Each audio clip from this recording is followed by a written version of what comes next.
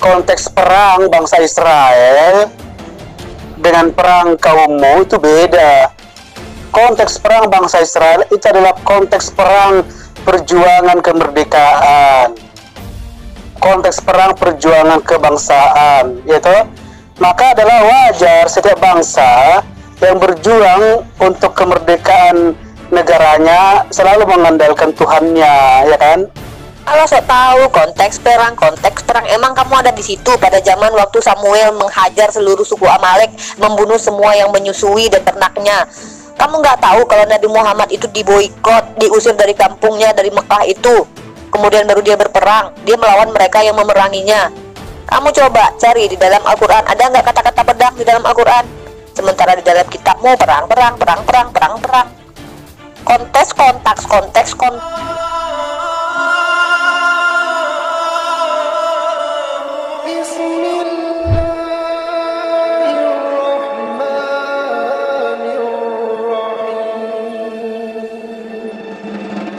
Assalamualaikum warahmatullahi wabarakatuh. Alhamdulillahirabbil alamin, wassalatu wassalamu ala asrofil anbiya'i wal mursalin wa ala alihi wa sahbihi ajma'in.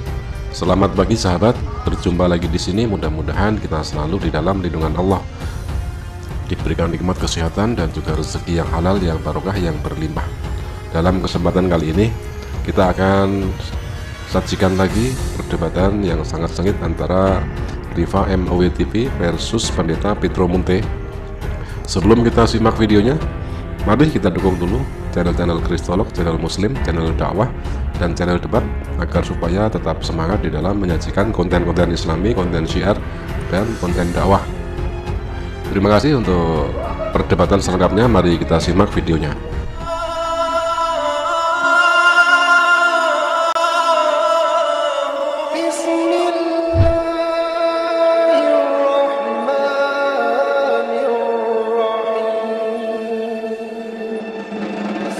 Mbak, membuktikannya kan gampang. Yesus membawa pedang. Apakah Yesus pernah memenggal kepala kafir yang dilakukan ISIS, yang lakukan kekasih Allah abad 7 memerangi semua orang kafir? Ada enggak Yesus pernah membawa bom bunuh diri, memerintahkan para muridnya membawa bom bunuh diri? Kan nggak ada bukti bahwa Yesus tidak pernah menumpahkan darah manusia. Bahkan dalam agamamu pun dinyatakan itu bahwa Al-Masih itu orang yang berbelas kasih, pembawa damai. Itu kan bukti. Berarti dan pedang yang dia maksud pastilah bukan pedang golok, bukan pedang samurai. Bagaimana kamu bisa membuktikan Tuhanmu, junjunganmu adalah pembawa damai bagi alam semesta? Saya bisa buktikan. Halo, selamat pagi Pak Pietro. Anda bilang bukti ya. Gimana mau membuktikan apa yang dilakukan Yesus? Kehidupannya cuma 3,5 tahun yang terdeteksi. Apa kamu yakin dia nggak pernah nyolong mangga? Apa kamu yakin dia nggak pernah melakukan hal-hal yang aneh? Soalnya aja keledai aja dia belum balikin, satu. Terus yang kedua, kata kamu apa dia pernah memenggal? Aduh, gimana mau dipenggal? Orang dia jadi kelilingi Hansip Romawi. Orang aja dia menyelamatkan murid-muridnya biar dia nggak diangkut. Biarlah dia yang diangkut, asal murid-muridnya tuh kabur. Gimana? Coba. Sekarang aku kasih tahu sama kamu, aku tanya sama kamu. Kalau kamu cuma punya punya pengikut cuma 12 biji, terus satu kampung ngeroyok kamu, bukan satu kampung lagi, satu kota ngeroyok kamu, raja-raja ngeroyok kamu, apa kamu mau memenggal? Hah? Kamu mau penggal apa? Oh, kamu diangkut langsung, kamu disalipin kok. Itu Yesus kalau punya kesempatan lawan, dia lawan lah. Contoh, dia kan suruh beli pedang kan? Dia aja suruh beli pedang. Buat apa? Buat main potong-potongan bawang gitu. Makanya kalau seandainya ngomong tuh dipikir dulu. Ya wajar, Yesus itu dia tidak pernah memenggal. Gimana mau memenggal? Orang muridnya aja 12 biji aja kabur. Nabi Muhammad, Nabi Musa, Nabi Ibrahim, mereka berperang karena punya pasukan. Banyak ngikuti dia. Yesus aja gagal jadi nabi. Orang dia aja nggak mampu memperkenalkan Tuhan kepada Bani Israel. Buktinya Bani Israel nggak mau menerima dia kan. Lucu kamu ini, kamu yang bilang bahwa Yesus membawa damai, sementara Yesus mengatakan aku bukan untuk membawa damai, memisahkan anak dan bapaknya lah. Terus kita harus percaya siapa, kamu apa Yesus? Ya percaya Yesus lah, daripada kamu. Oh, tanya saja pada Allah Subhanahu wa Ta'ala-mu. Tanya saja pada junjunganmu, tanya saja pada kitabmu. Apakah beliau pernah menyolong mangga? Hah? Kan sesederhana itu. Kami itu kalau ngomong harus pakai data, jangan pakai halusinasi. Kami itu sedang berhalusinasi. Begitu, Mbak. Oh, jutaan rakyat kafir yang terbantai. By the way, Tuhan di perjanjian lama itu membantai suku Amalek bersama yang menyusui serta ternak-ternaknya. Lu pikir Tuhan dan Nabi Muhammad dengan Tuhannya Samuel atau Saul itu beda? Berarti kan sifatnya sama dong. Boleh memerangi orang yang memang harus diperangi. Terus tiba-tiba menurut lu Tuhan versi Yesus lebih baik daripada Elohim yang suruh semuanya berperang. Musa perang, Ibrahim perang, Samuel perang, Saul perang, Gideon perang, Zeta perang. Bahkan Tuhan yang ngajarin Samuel bagaimana cara berperang dalam kitab lu. Tiba-tiba kata lu Yesus lebih baik, Tuhan yang berwujud manusia lebih baik daripada Elohim. Hello. Lu mau menghina Elohim? Nah, kalau di dalam Al-Quran semua nabi-nabi itu suci. Nih contoh, Nabi Daud itu kalau bagi kami tidak ada mengintip Batseba mandi, tapi di kitab lu dituliskan. Sementara di dalam Lukas 70 ayat 1, Zakaria mengatakan semua nabi suci. Terus tiba-tiba lu mau nolak Nabi Daud itu adalah nabi, sementara di dalam kitab para rasul dia adalah nabi. Nah, sekarang gini, di dalam kitab lu Nabi Ibrahim itu dihina-dina. Contoh, bilanglah berzina dengan Hajar. Nabi Daud bilanglah mengintip Batseba mandi. Nabi Solomon bilanglah punya gundik banyak segala macam gini. Sementara kami orang Islam nggak pernah. Bagi kami para nabi itu mereka adalah maksum suci. Kami sepakat dengan Zakaria yang berkata di Lukas 70 ayat 1. Aneh kan lu kan? Aneh nggak sih lu? Sementara lu yang nggak tahu siapa Yesus, kehidupannya cuma 3,5 tahun, yang lu tahu lu sok tahu, lu sok kenal dengan Yesus.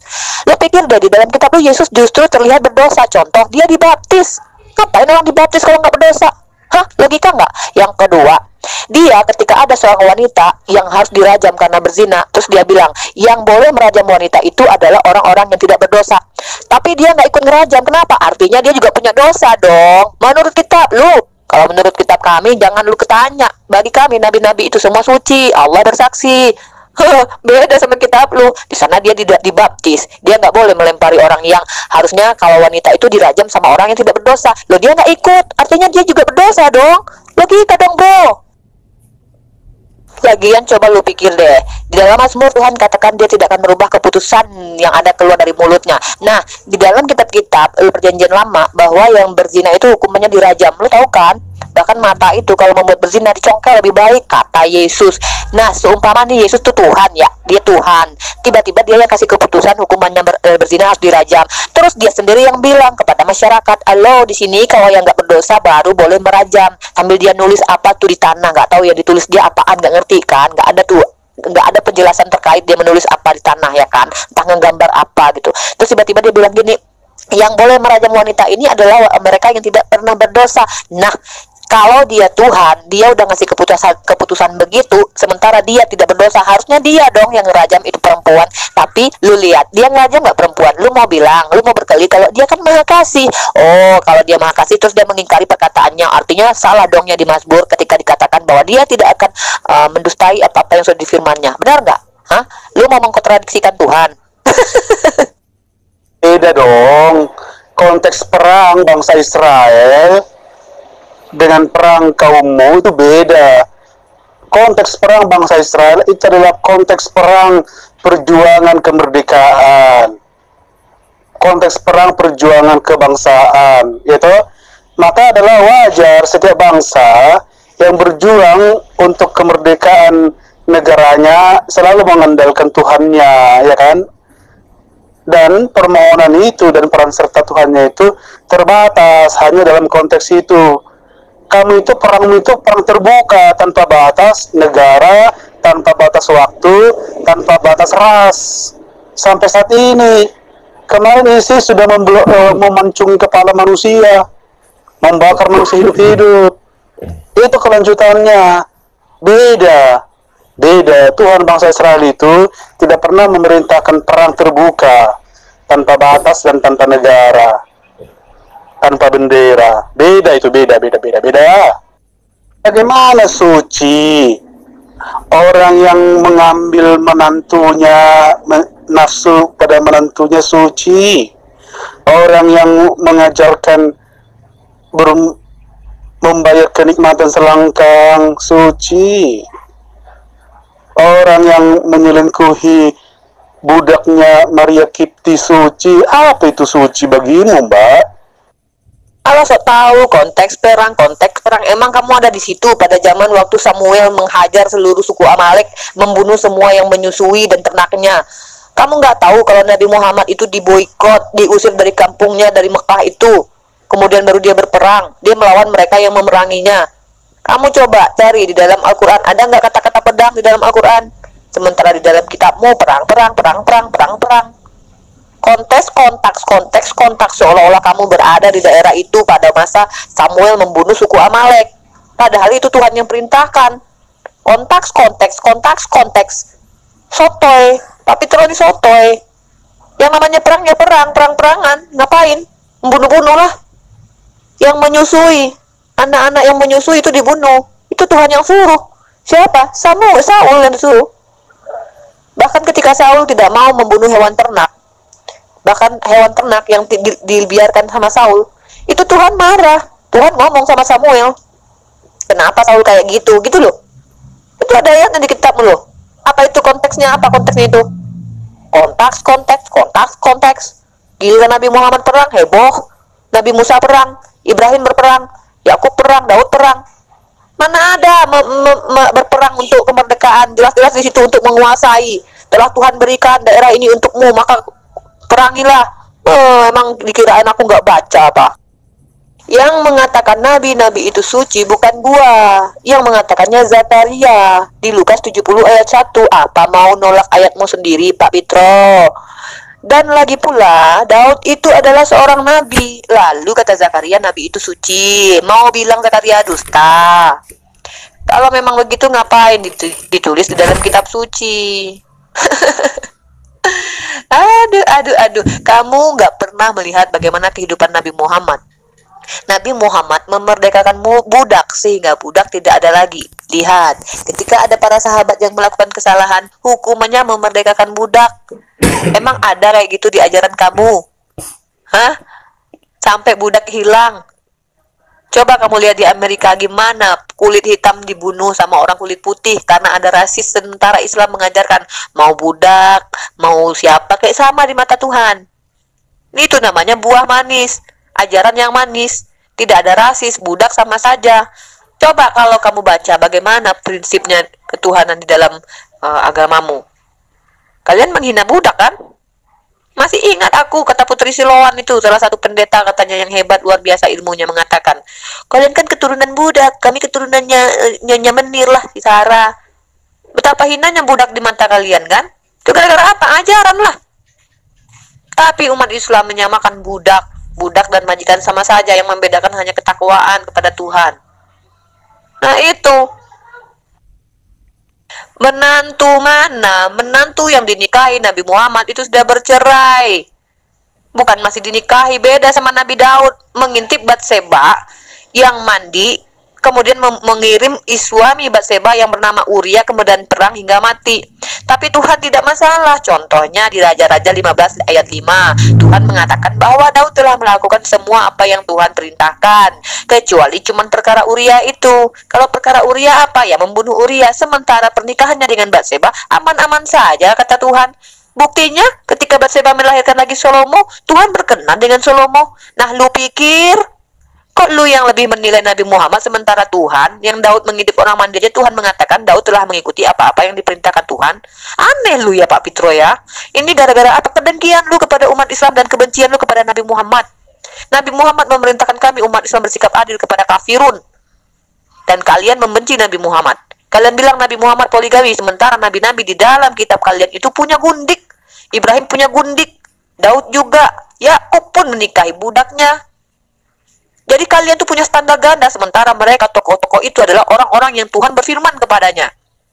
Kamu tahu artinya apa artinya nabi kan? Nabi itu adalah mereka yang Tuhan menitipkan perkataannya di mulutnya untuk disampaikan kepada umatnya. Ibrahim nabi, Daud nabi, bahkan Daud punya roh Tuhan lagi. Mengintip orang mandi loh Daud, nggak ada Tuhan marah. Yang dibunuh Tuhan siapa yang dihukumnya? Anak hasil zinanya, bukan Daudnya. Buktinya Daud sama Batseba menikah punya anak Salomo, Tuhan berkenan. Masuk akal nggak itu? Aduh. Kamu cerita-cerita ISIS, itu yang Papua, orang Papua nembakin pekerja di tanah Papua, itu kamu nggak anggap. Kamu lupa bagaimana perang salib dulu ada. Kamu lupa bagaimana penjajah di Indonesia ini ya, dengan 3 3G-nya, gold, gospel, sama golden. Kamu lupakan masalah itu. Kamu cuma melihat apa yang Nabi Muhammad lakukan ketika beliau diboikot, kemudian beliau berperang. Kamu lupa hal itu. Bagaimana perang salib, kamu lupa sejarah ini semua.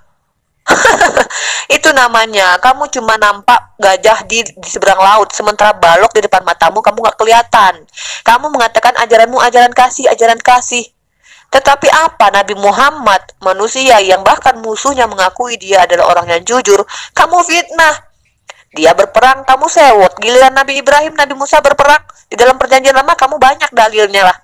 Sementara jelas-jelas Tuhan mengajarkan Samuel berperang, menyuruh Saul membantai suku Amalek. Ketika Saul tidak mau membantai salah satu ternaknya, Tuhan malah marah. Kamu pikir itu bentuk agar memerdekakan diri? Baca kitabmu lagi Pak Pitro, baru kamu berdebat dengan saya. Standarmu itu standar ganda. Sementara Tuhan, Elohim di dalam kitabnya mengatakan, mengajarkan zeta perang, memerintahkan agar negeri ini untuk diperangi, negeri ini diperangi. Baca kitabmu itu. Emangnya nabimu ada ketika peristiwa penyaliban Yesus? Jadi begini Mbak, baca saja kisahnya itu. Kan itu perang siapa melawan siapa coba, itu namanya perang tertutup. Sama seperti bangsa Indonesia berperang melawan penjajah, orang Indonesia berdoa kepada Tuhannya, kan gitu kan? Orang Indonesia percaya bahwa Tuhannya melindungi atas berkat rahmat Allah yang Maha Kuasa dan seterusnya, begitu loh. Jadi itu namanya perang tertutup. Beda. Coba lihat, perangmu itu perang terbuka, tanpa batas waktu, tanpa wilayah, tanpa pandang bulu. Begitu. Jadi kamu jangan pakai standar ganda soal waktu. Saya tidak hadir, bahkan Kristen juga tidak hadir di sana kan. Kristen baru ada zaman Yesus gitu, pengikut Kristus. Begitu Mbak, cerdas sedikit kenapa? Salah satu kelebihan Pak Pitro dan Uti Watimena adalah ketika berstatement tidak membawa dalil. Berbeda dengan saya yang selalu membalikkan ayat-ayat kitab sucinya tanpa mengurangi satu huruf. Jadi seluruh rakyat Indonesia semoga paham, inilah kebiasaan mereka. Uti kemarin mengatakan bahwa umat Islam diajarkan Nabi Muhammad untuk menggilir budak 3 kali sehari. Dia tidak menyertakan dalil dan bukti yang jelas. Padahal dia lupa bahwa budak pada zaman perjanjian lama memang untuk dimiliki. Contoh, Yakub mengawini, meniduri budak istrinya, budak Rahel dan budak Lea, yaitu Bilha dan Zilpa. Kemudian Ibrahim juga mengawini budak Hajar dan akhirnya punyalah anak. Di situ tidak ada tertulis bahwa mereka dikasih mahar dan segala macam. Dan mereka ini adalah orang-orang yang sok tahu dengan kehidupan zaman dahulu, di mana memang perbudakan sudah menjadi tradisi orang zaman dahulu. Tapi mereka tutup mata ketika Nabi Muhammad menghapuskan perbudakan dengan cara memberi hukuman bagi mereka yang bersalah, yaitu dengan memerdekakan budak. Contoh, berapa kali Abu Bakar sahabat Nabi Muhammad memerdekakan sahabat Bilal, seorang budak. Banyak sekali budak-budak yang dimerdekakan oleh Nabi Muhammad dan sahabatnya. Oh, ini ditutup matanya ini sama Pitro dan kawan-kawan karena kebencian dan kedengkiannya kepada Nabi Muhammad SAW. Tapi mereka tidak lihat di perjanjian lama bagaimana perlakuan terhadap budak. Contoh, Sarah perintahkan Hajar yang katanya budaknya utuh untuk dikawini Ibrahim. Setelah hamil, dia cemburu kepada Hajar. Lalu disiksalah budak itu. Lalu setelah budak itu kabur karena tidak kuat dengan siksaan Sarah, Tuhan menurunkan malaikatnya untuk perintahkan Hajar kembali disiksa sama Sarah. Lihat di sini, terlihatlah bahwa Tuhan terlihat jahat di dalam kitab ini. Tuhan membiarkan keegoisan Sarah untuk menghukum Hajar yang membuat Sarah cemburu. Kemudian Hajar disiksa lagi sama Sarah. Oh, budak seperti itu dibiarkan Tuhan untuk disiksa. Wow, ternyata sekarang ketika budak boleh dikawini yang memang nyata-nyata adalah milik, mereka komplain. Luar biasa, Pietro, Uti, dan kawan-kawan. Marilah saudara-saudara kita nilai mereka ini saudara-saudara. Mereka nggak sadar bahwa di perjanjian lama bahwa budak itu dikawini juga oleh para nabi. Ibrahim, Daud, siapa satu lagi? Yakub. Oh, mereka menolak kalau mereka itu adalah nabi. Nabi Ibrahim padahal nabi, kata Tuhan kepada Abimelek. Bahkan Yakub itu, Daud itu memiliki roh Tuhan. Jadi mereka adalah orang-orang yang punya standar gendong saudara-saudara. Nabiku memang belum lahir. Kan belum lahir. Tapi pertanyaan saya, penulis kitab kamu ada nggak waktu penyalipan Yesus? Kok dia bisa tahu? Mendengarkan dari Hansip Romawi. Oh, begitu. Saudara-saudara, mari kita saksikan Pietro yang bertanya, apakah ada Nabi Muhammad waktu penyalipan Yesus? Ini sungguh lucu saudara-saudara, karena tertulis di kitabnya bahwa semua murid Yesus tidak ada di lokasi penyalipan saudara-saudara. Pietro, inilah pada akhirnya kamu akan ditampar oleh kitabmu sendiri, Pak Pietro. Kamu lupa sejarah buta sejarah di mana penjajahan di atas dunia yang harus dihapuskan itu bukan berasal dari negeri Arab. Pietro. Saudara-saudara, kembali Pietro tidak membaca kitab perjanjian lamanya, saudara-saudara, di mana dikatakan bahwa Tuhan mengajarkan Samuel berperang, memerintahkan Saul membunuh suku Amalek sama yang menyusui, saudara-saudara. Apakah Pietro mau ingkar dengan perintah Elohim, saudara-saudara? Terlihatlah di sini Pak Pietro, siapa yang punya standar ganda? Kamu menutup mata tentang peperangan yang ada di perjanjian lama. Apa kontak-kontak? Jelas di situ semua dikatakan bahwa Tuhan mengajarkan Samuel berperang, Zeta berperang, Gideon berperang. Semua memiliki roh Tuhan. Tuhan ikut serta dalam perang itu bahkan. Aduh, ketika penjajahan di atas bumi ini harus dihapuskan yang bukan dari negeri Arab. Dan Pietro menutup mata tentang hal ini. Saudara-saudara, saksikanlah pengakuan dari mereka yang punya standar ganda ini. Pietro lagi-lagi menuduh Nabi Muhammad mencaplok, mencuri gereja, saudara-saudara. Padahal dia lupa penjajah atas dunia ini harus dihapuskan oleh mereka yang bukan dari Arab. Ada 3 dulu waktu SD. Saya masih ingat guru sejarahku mengatakan 3 penjajahan itu, faktor penjajahan yang datang ke Indonesia. Yang pertama adalah gospel, mengambil emas. Yang kedua adalah glory, meningkatkan kekuasaan. Yang terakhir adalah gospel, menyebarkan kitabnya, ajarannya, saudara-saudara. Tapi si Pietro kembali menutup mata ini dan hanya mengungkit perang Nabi Muhammad SAW. Inilah dia, saudara-saudara. Saksikanlah, dengarkanlah kesaksian orang ini, di mana terlihat sekali yang hanya fitnah. Tak ada lagi selain fitnah. Padahal Nabi Muhammad lah yang menghapuskan perbudakan yang dihapuskan oleh Nabi Muhammad menjadikan sebagai hukuman bagi mereka yang berdosa. Contoh, apabila ada yang melakukan kesalahan, maka harus menebus budak. Begitulah akhlak Muhammad SAW. Tapi Pietro menutup mata tentang hal ini. Pietro lupa kalau tidak ada perintah berperang, memerangi orang yang memerangi Indonesia ini tidak akan merdeka. Dengan kalimat takbirlah umat Islam yang ada di Indonesia ini bahu-membahu membawa bambu runcing.